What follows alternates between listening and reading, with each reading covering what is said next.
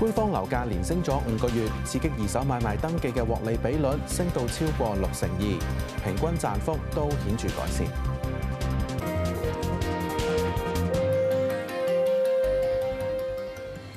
大家好，歡迎收睇今日有樓睇，我係陶俊文。樓價向好，令到賣樓嘅業主受惠，獲利比率升到去高位，平均賺幅仲突破埋2成，創今年以嚟新高。受惠樓價回暖，官方二手樓價已經連升5個月，再創1年幾高位。除咗加快樓市交投，都令近期賣樓嘅二手業主賺錢機會率提升。統計顯示，上月二手獲利比率已經升至超過半年高位。利嘉閣統計土地註冊處資料，喺上月有1571宗二手私樓成交，原業主可以獲利離場。同期內全港合共2520宗已知買入價嘅買賣登記相比，比率達到62.3%，按月升0.4個百分點。樓價上升都帶動業主獲利空間增加。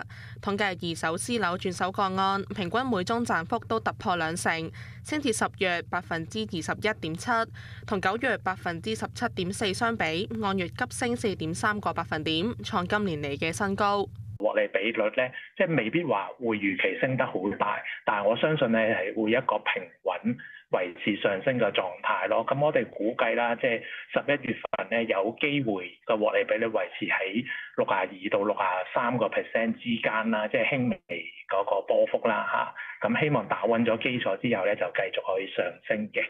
咁至於嗰個平均每手賺幅咧，估計11月份咧會再進一步升到去大約25% 嗰個水平嘅。按地區劃分，以新界表現最好，高達63%賣樓嘅業主，上個月都可以獲利離場。九龍以62.3%排第二，比起9月份高2.9個百分點。不過港島嘅賺錢比率只有61%，按月跌3.8個百分點。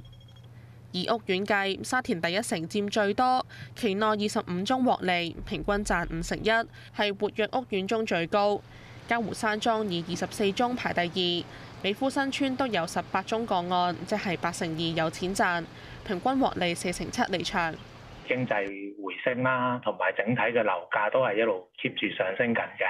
咁啊，帶動到咧，即係成個市場氣氛好咗啊！全年嘅樓價咧，我哋相對都係睇好嘅。咁估計啦，第4季有機會再升大約1.7到2% 啦。